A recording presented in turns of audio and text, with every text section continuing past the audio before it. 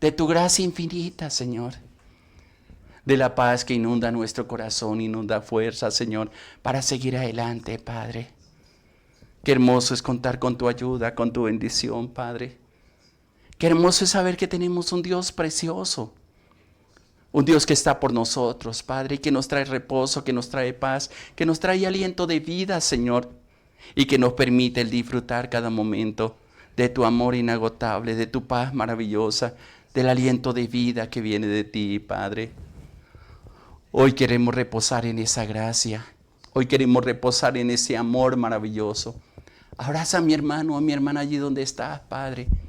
Y que tu amor inagotable y tu paz maravillosa les inunde, les saliente, les fortalezca, Padre. Porque esperamos en ti, Señor. Enséñanos, condúcenos. Permítanos caminar en esa victoria que solamente tú tienes, Padre. Muchas gracias. Te alabo, te bendigo y te exalto. Enséñanos tu palabra y que hoy seamos ministrados por ella, Padre. Pues esperamos en ti, en el aliento de vida que viene de ti, en la paz maravillosa que encontramos en ti, mi Dios, mi Rey. Hablo, Señor, el corazón de cada una de mis hermanas, de mis hermanos, Señor, que están dispuestos, Señor, para ti en todo tiempo, pero que necesitamos de tu compañía y de tu ayuda maravillosa, Padre. Muchas gracias. Muchas gracias, Padre. Muchas gracias. Te alabo, te bendigo en el nombre de nuestro Señor Jesucristo. Amén, Señor. Amén. Amén. Dios te bendiga, mi hermano, mi hermana. Gracias por acompañarnos en este día. Que la presencia del Dios maravilloso sea sobre ti, trayendo vida, trayendo aliento y sobre todo trayendo de su gracia infinita sobre ti. Que te puedas gozar y sobre todo puedas comprender lo que por lo general en este día se enseñan. Muchos comparten en relación al aumento de pies, especialmente hoy jueves, que bueno, yo le llamo santo a todos los días, pero generalmente la celebración que se hace cuando estamos en estos tiempos como estos justamente es eso, el aumento de pies, pero algo que estaba pensando que más allá de ese acto que hizo Jesús, hay un hecho que me ha llamado la atención y que nos ayuda a identificarnos con todas las cosas que Dios ha dispuesto para nosotros. Y quiero ir al Evangelio según San Marcos, capítulo 14, a partir del versículo 23, porque es interesante lo que ahí está pasando, sobre todo cuando podemos entender lo que Dios quiere ministrarnos en este día. En Marcos capítulo 14, a partir del versículo 32. Hay un lugar, hay un momento que Jesús está pasando que quiero identificar algunas cosas que necesitamos nosotros y creo que todo lo que hizo el Señor Jesucristo nos ayuda a enfrentar nosotros también todos los momentos que vivimos. Voy a leer este pasaje a partir del versículo 32. Marcos 14, 32.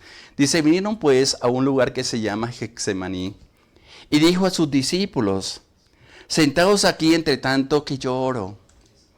Tomó consigo a Pedro y a Jacobo y a Juan y comenzó a entristecerse y a angustiarse. Y les dijo, mi alma está muy triste hasta la muerte. Quedaos aquí y velad. Y yéndose un poco adelante, se postró en tierra y oró que si fuese posible pasase aquella hora. Y escucha la oración, versículo 36 que decía, Abba Padre, todas las cosas son posibles para ti. Aparta de mí esta copa, mas no como yo lo quiero, sino como tú.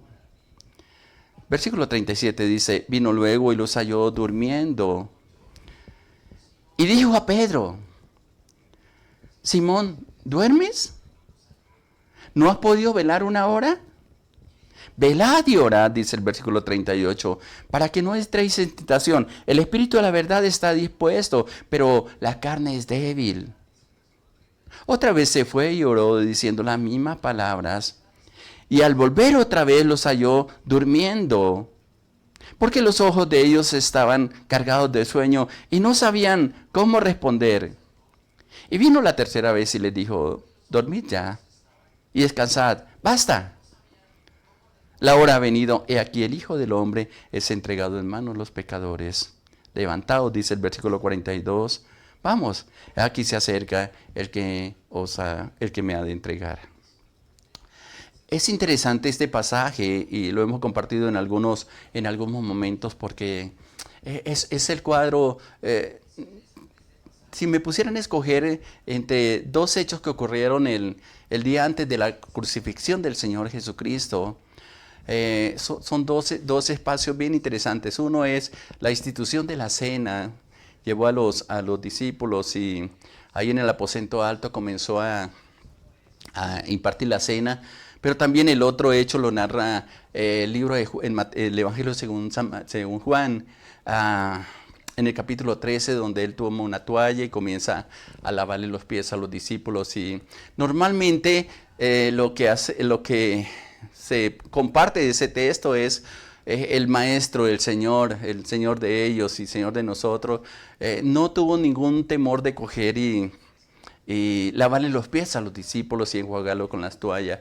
Es un hecho que tal vez para muchos no han comprendido. Inclusive, entre paréntesis, hace tiempo no le recuerdo a los hermanos, a las hermanas que desde hace bastante tiempo se reúnen con nosotros aquí. Yo les digo, cuando estén en problemas, en dificultades, tomen una ponchera, tomen una vasija, oren por esa agua, lávense los pies, y hay una cantidad de cargas que se lleva al Señor que justamente no lo dice textualmente en la Biblia, pero lo hemos experimentado en diferentes aspectos.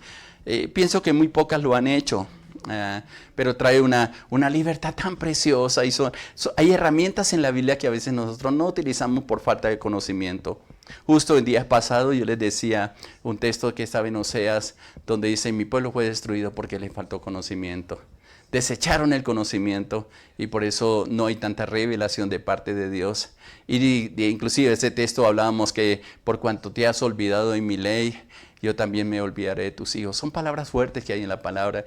Y cuando yo leo textos como ese, le digo: Señor, por favor, más bien haznos entender que necesitamos de ti, que necesitamos alentarnos en ti. Pero el segundo pasaje, el segundo hecho que ocurre, pueden haber ocurrido algunas otras cosas. Ya en la noche, después de la cena, después del lavamiento de pies, se va a un lugar que le llaman el lugar un lugar especial donde podía el Señor venir a tener un tiempo de oración. Él sabía lo que se aproximaba. Y es interesante porque se va a Getsemaní, que normalmente ese lugar se le llama el lugar de la prensa, donde se trituraba para sacar el aceite. Y es interesante porque justamente lo que es allí, no sé si por estrategia, no sé si por tener más intimidad con el Señor, Él divide a su grupo de 12 personas, al menos de los que menciona la Biblia, en dos grupos bien interesantes. Uno de ellos, 10 de ellos, o mejor 9 de ellos, los deja en un lugar. Y se aparta con 3, los más íntimos de él, Pedro, Jacobo y Juan. Y se va a orar un poco más adelante. Y la expresión que dice ahí, versículo 32 de Marcos 14, dice: vinieron pues a un lugar que se llamaba Getsemaní. Y dijo a sus discípulos: sentados aquí, entre tanto que yo voy y oro. Y tomó consigo, dice el versículo 33, a Pedro, Jacobo y Juan, y comenzó a entristecerse y a angustiarse. Algo que Jesús está mostrando aquí es la humanidad, la parte humana que Él tiene. Se dice que Jesús fue 100% Dios, 100% hombre. Algunos hacen una división diferente, pero más o menos esa parte humana, los temores que a veces tenemos que sentir nosotros al tener que enfrentar situaciones que son bastante complicadas en nuestra vida. Y algo interesante en este pasaje, en los textos paralelos, como está ahí en Mateo 26, en Lucas 22, que narran este mismo pasaje, Él no oculta el dolor. Normalmente encontramos personas en la iglesia que son súper espirituales, que así estén quebradas por dentro, no son capaces de abrir el corazón. Y tal vez si muestran esa debilidad, muchos van a decir, está fallando en la fe. ¿Sabe que Jesús no tuvo problemas con eso? Él abre el corazón. Hay una palabra que a veces comparto del Antiguo Testamento, creo que es en Segunda Reyes, capítulo 5, donde el rey... están sitiados, está faltando la comida en la ciudad, el agua está faltando, inclusive narra ese texto dos casos, o un caso de comerse la carne de los niños. Y él cuando va corriendo, hay una mujer que le hace una petición, y lo que él hace cuando estaba caminando alrededor de las murallas, me imagino que era, y él rasga sus vestidos, y la gente se sorprendió de ahí, del pueblo donde él estaba, porque vio el cilicio que había en él. Y ese cilicio que vieron ahí en él no es otra cosa sino el dolor interno. Una prenda que ellos se colocaban que era como para no tener tranquilidad en un clamor por la intervención de Dios. Y pienso cuando este rey está caminando de esa manera, que lo ven y pudieran decir, es el rey, ¿qué sufrimiento puede tener? A veces nos equivocamos cuando juzgamos las cosas simplemente a primera vista. Tal vez nosotros, sin conocer el caminar de Jesús, sin haber entendido la parte humana, la parte del dolor, la parte por estar en este cuerpo que sintió Jesús, tal vez hubiéramos dicho, pero ¿usted por qué se entristece si al fin y al cabo tú eres hijo de Dios? ¿Usted por qué se entristece si al fin y al cabo tú puedes hacer milagros, sanidades? ¿Usted por qué tiene que estar triste si tiene todas las cosas y no le falta absolutamente nada? ¿Alguna vez nos lo han dicho a nosotros? Usted, el pastor, y Dios le da todas las cosas. No es tal. Bueno, no quiero negar la bendición de Dios. Pero las tormentas que hemos tenido que pasar, el sentirnos sin fuerzas en momento, es lo que Jesús está expresando en este pasaje. Porque dice el versículo 33 que al tomar a Pedro, a Jacobo y a Juan, comenzó a entristecerse y a angustiarse. Jesús, angustiado, pero luego no era el Hijo de Dios, está mostrando el dolor interno y no lo ocultó. Y creo que es una buena enseñanza para nosotros, porque queremos mostrar una cara de alegría cuando nuestro corazón muchas veces está tan entristecido, tan adolorido, que no sabemos qué hacer. Pero como que hacemos... Y perdónenme la comparación que voy a hacer, porque muchas veces hacemos como los payasos. Ponen una sonrisa para alegrar a todo el mundo, pero sus corazones muchas veces están completamente destruidos. Así hay muchos cristianos que ponen una cara de felicidad, de gozo, cuando realmente hay tanta necesidad. Y como que nos enseñaron religiosamente a que el cristiano nunca puede estar triste. Es más, citamos lo que dijo Jeremías. No os entristezcáis en este día, porque el gozo del Señor es vuestra fortaleza. Entonces, en medio del dolor, y hay un cuadro, tal vez alguna vez lo compartí, de uno de mis sobrinos. Cuando estaba pequeño, yo era un muchacho, no tenía mucho conocimiento de Dios. Él comenzaba a llorar y yo le decía, no llore, más bien ríase. Y era interesante, y es una figura que a mí nunca se me olvida, porque la tengo grabada en mi mente, como el niño, al yo presionarlo que se riera, en lugar de reír, imagínese el llanto de un niño, pero también presionado a que se riera. Y él en medio del llanto como que trataba de mostrar una sonrisa, pero pues me parece curioso. Tal vez fui cruel al hacer con este niño estas cosas, y a lo mejor algunos hasta me mandarían por lo que hice. Es simplemente porque me gustaba ver cómo combinaba el llanto con la risa. Pero sabe que eso fue un cuadro que me enseñó a mí muchas veces, porque en medio del dolor tratamos de sentirnos fuertes y pienso que un dolor mezclado con orgullo. Y el orgullo es el que no nos permite el expresar el dolor que muchas veces llevamos. Es más, creo que a los hombres en muchos lugares nos hicieron machistas. Y había una frase cuando era niño que decía mi padre, decían mis compañeros de estudio, mis amigos, dice, cada vez que intentamos llorar, decía el padre o decía inclusive la madre en algunas ocasiones, los hombres no lloran. Y había una canción por ahí del mundo que justamente hablaba sobre eso, que los hombres no deben llorar. Y simplemente tratamos de ser fuertes cuando nuestro corazón estaba derrotado. Y muchas veces nos presentamos así a Dios. Pensamos que todo está bien y ¿cómo voy a yo ir delante del Señor llorando? Pero hay muchos textos en la Biblia, pero especialmente esto. Jesús no ocultó a sus discípulos, al menos a sus 3 íntimos, Pedro, Jacobo y Juan, la tristeza que sentía.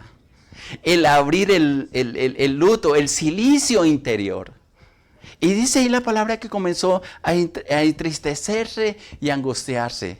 Con razón, hay un texto bien interesante en la palabra que nos dice ahí en Hebreos capítulo 5, versículos 7 y 8, y describe justamente la agonía de Jesús allá en Getsemaní. Y escuche cómo dice, Hebreos capítulo 5, versículos 7 y 8.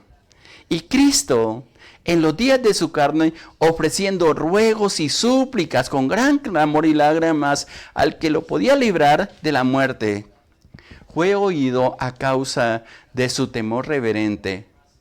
Y aunque era hijo, y si ustedes tienen ahí la versión de la Biblia del Reina Valera 60, la palabra hijo está en mayúscula, hijo refiriéndose a él, dice, por lo que padeció, aprendió obediencia. Si yo pudiera hacer una variación a lo que quiero compartir, a lo que el Señor ha puesto a compartir contigo en este día, tal vez no hemos aprendido obediencia porque hemos endurecido el corazón ante los procesos que hemos tenido que pasar, ante las humillaciones que hemos tenido que vivir, ante los momentos complicados que hemos tenido que vivir. Y como no hemos dejado quebrar nuestro corazón a causa del orgullo interior que tenemos, no hemos aprendido obediencia. Y estamos como en una etapa de los niños donde ellos dicen, yo puedo. Tratan de enseñarle, de dirigirle, pero no sé si por los principios que le enseñamos, no sé si por las cosas que le enseñamos, no nos dejamos ayudar y nos parecemos a esos niños, yo puedo. He estado al lado de muchos líderes que he querido ministrarles otras cosas para que aprendan a depender de Dios, pero su orgullo no les ha dejado el poder salir adelante. Jesús mostró debilidad. Y justamente lo que está diciendo en Hebreos 5, capítulo 5, versículos 7 y 8, Él es un Señor, un Dios, pudiéramos decir intercesor, que conoce el dolor, que se duele. Y allí al llegar al jardín, a ese lugar, él comienza a sentir ese dolor fuerte en su corazón y en su vida, y comienza a entristecerse, como dice la palabra ahí en Marcos que estamos leyendo, el capítulo 14. Y él comenzó a entristecerse y a angustiarse. Y las expresiones, mire, la está diciendo ahí en el versículo 34 de Marcos 14. Y les dijo, mi alma está muy triste. Una pregunta, mi hermano, mi hermana, lo hago con todo respeto. ¿Cómo está tu alma? Hay una expresión que me gusta molestar a los hermanos cuando voy a Puerto Libertador e inclusive en Montelíbano. Y a algunos de ellos no le digo a todos, ¿cómo está mi hermano? O cuando me preguntan, ¿cómo está mi hermano? Prosperado, bendecido y en victoria. Y ellos me miran y les da risa porque es un dicho que dicen en la iglesia. Pero muchas veces estamos con temores. Y no quisiera mostrar ese temor. Y a veces es bueno, pero hay que pedir la dirección del Espíritu Santo. ¿Dónde abrir el corazón? ¿A quién abrir el corazón? ¿En qué momento? ¿En qué lugar? Porque tampoco podemos irnos al otro extremo. Lo cierto es que Jesús a su círculo íntimo, a Jacobo, Pedro y Juan, le dice, mi alma está muy triste, hasta la muerte. Y quiere estar todavía más intimidad, porque le dice a los 3 también, quédense aquí, quedaos aquí. Y les da una orden que es clave en los momentos de tristeza, en los momentos de dificultad para nosotros. Y esa palabra está suelta en este texto, en los otros evangelios, al menos en Mateo y en Lucas. les da unas instrucciones seguidas, pero aquí en Marcos, una expresión le dice, quedaos aquí y velen. Es interesante porque él sabe a quién abrir el corazón. Pudiera devolverme unos capítulos anteriores y tal vez saltar al Evangelio de Mateo. Por ejemplo, en el capítulo 16, Jesús comienza a darse cuenta que el Padre ha comenzado a revelar a los discípulos quién es Él. Porque justamente le pregunta a los discípulos, ¿quién dice los hombres que es el Hijo del Hombre?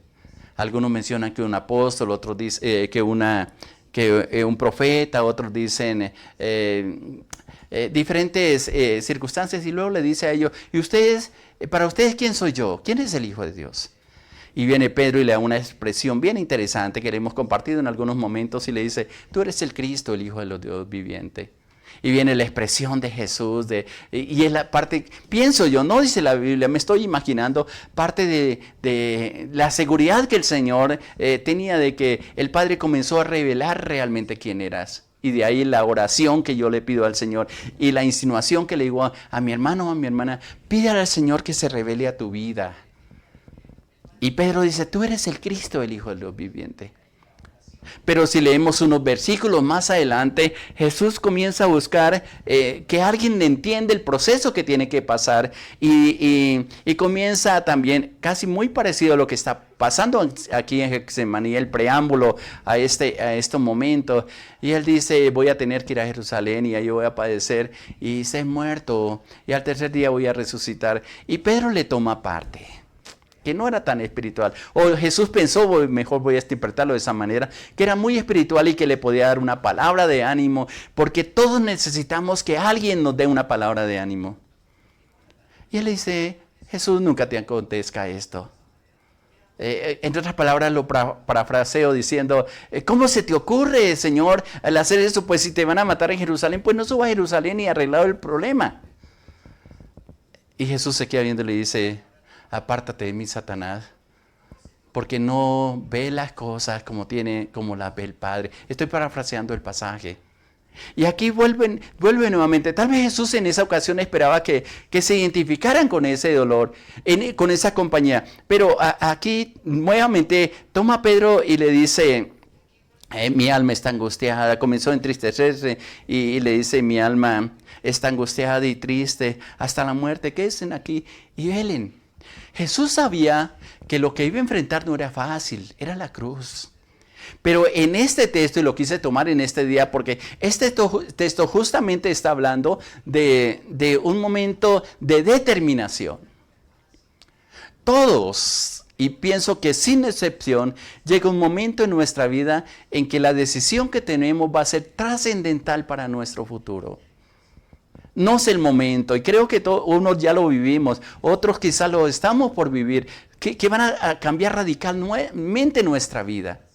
Por ejemplo, un caso muy general, y creo que las personas que me escuchan han pasado por ese momento, el día que alguien se acercó y te mostró a Jesús y entendió lo que le había hecho y tomó la decisión de hacer la oración de fe. Ese día, si lo hizo con reverencia y entendiendo lo que hacía, pienso que tuvo que haber marcado su vida, algo radical dentro de ti. Y tuvo que haber traído un cambio. Para Jesús estos momentos eran decisivos. Y de ahí la lucha interna que tiene. Y el versículo 35 dice, yéndose un poco más adelante, lloró más adelante se postró en tierra y oró que si fuese posible pasase de él aquella hora.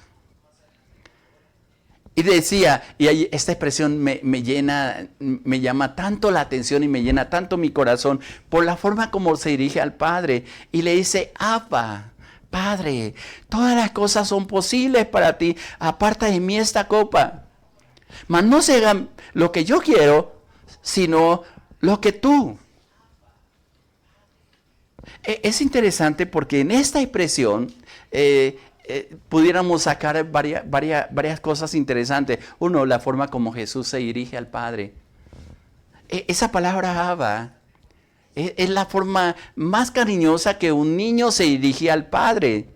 Es como a mi padre que amé tanto mientras estuvo a mi lado, aún ahí, lo amo, aunque hace mucho, mucho tiempo pasó la presencia del Señor. Yo le decía papito porque sentía tanto la necesidad de él. Era mi amigo, era mi compañero, era quien hacíamos caminatas largas, íbamos a los campos, le ayudó a hacer trabajos y era un adolescente, era un niño, pero tenía una forma de expresarle a él de cariño. Y es lo que está haciendo Jesús. Abba, papito, Padre. Y sabe la omnipotencia de Dios. Todas las cosas son posibles para ti. ¿Era posible de parte de Dios liberar a Jesús de esa hora? ¿De esa copa como la menciona? Aparta de mí esta copa. Es decir, parafraseándolo, y me gusta también como lo expresa Lucas, en el libro de Lucas, él está diciendo, y lo parafraseo de esta manera, en relación a la copa, Señor, ¿no hay otra forma para salvar al mundo? ¿No hay otro sacrificio que se puede hacer para que cumpla lo que yo vine a hacer? Para Dios no es imposible.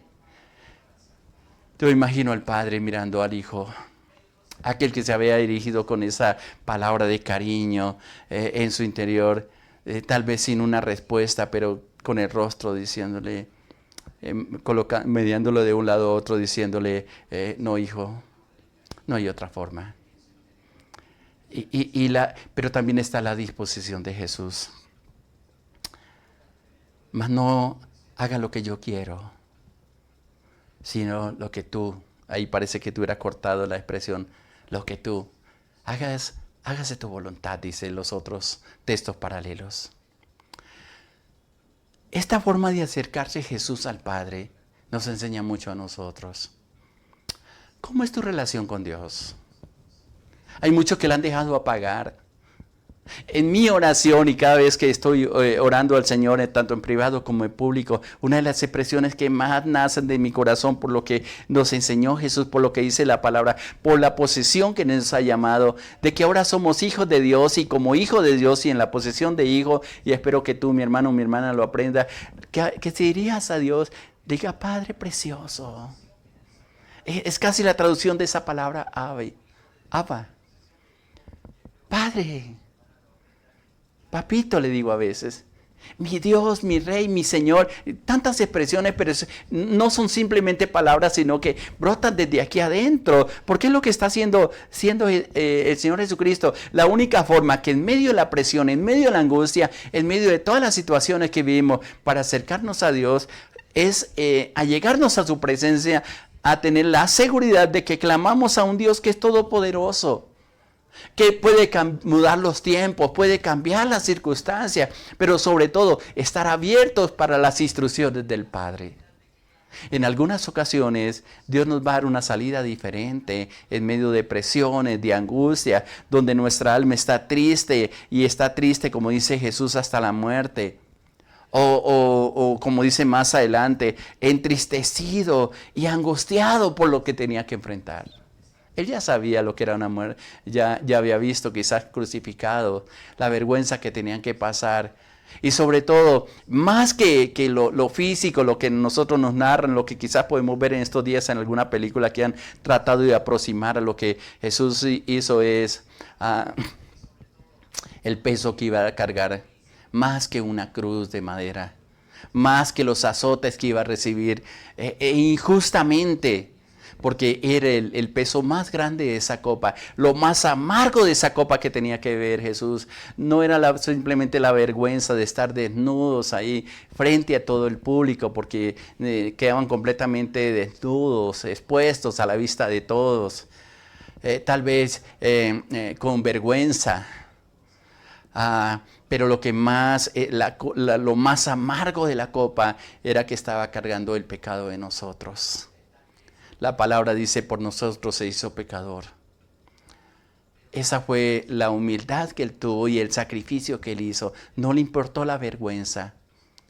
Pero el peso más duro que tenía que llevar Jesús y el que más estaban teniendo que cargar era el pecado de cada uno de nosotros.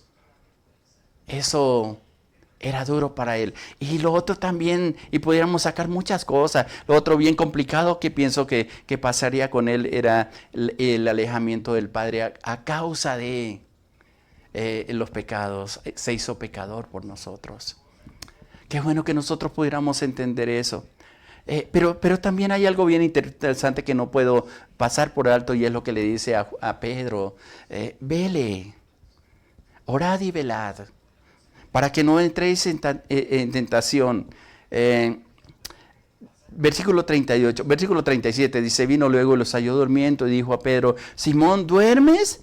¿No has podido velar una hora? No te le está diciendo personalmente a Pedro, quizás están los tres, también los otros, no dice la Biblia qué estaban haciendo. Pero Pedro le dice: velad y orad para que no entréis en tentación. El espíritu de la verdad está dispuesto, pero la carne es débil. Sobre todo le dijo a Pedro, porque Pedro iba a enfrentar una situación bien complicada, que era el tener que negar a Jesús, el tener que pasar la tentación, que Jesús, el zarandeo mejor, para que quede más claro de lo que Jesús le dijo en versículos anteriores. Pedro, el enemigo, Satanás, lo ha pedido para zarandearlos como trigo, y le dijo Jesús: pero yo he orado, Pedro, para que tu fe no falte. Pero para poder enfrentar ese momento era necesario escuchar las instrucciones que Jesús le estaba dando a Pedro. Pedro, tienes que orar, tienes que estar vigilante en lo que está pasando. No solamente pasar una noche de vigilia, sí, eso es bueno, es interesante, pero sobre todo estar consciente de lo que está ocurriendo, cómo se está moviendo, qué es lo que Dios está pidiendo a través de esa prueba, y que en medio de todo podamos disfrutar de esos momentos. Él nuevamente volvió a orar. El pasaje paralelo de Lucas dice que vino un ángel y su sudor era como gotas de sangre que caen en la tierra. Todo eso era parte de la redención, y pudiéramos hablar de las veces que Jesús derramó su sangre, llevando nuestra salvación y trayendo sanidad. Pero lo que yo quiero pedirte, mi hermano o mi hermana, es que afirme tu corazón, y que hoy puedas decirle: Señor, así como tú oraste y aceptó la voluntad del Padre, y nosotros estemos dispuestos también a aceptar esa voluntad de Dios en medio de todas las cosas que tenemos que vivir, en medio de todas las cosas que quizás tenemos que pasar. Y termino recordándole lo que leíamos en el Salmo 27, versículo 14 y 15. Especialmente 13 y 14, de una palabra de confianza en medio de todo lo que tenemos que hacer, y que le digamos con plena certidumbre: yo sé que viviré para disfrutar la bondad junto a todo tu pueblo. Es una palabra de fe. No importa las circunstancias que estemos pasando, tenemos la plena seguridad de que Dios está con nosotros.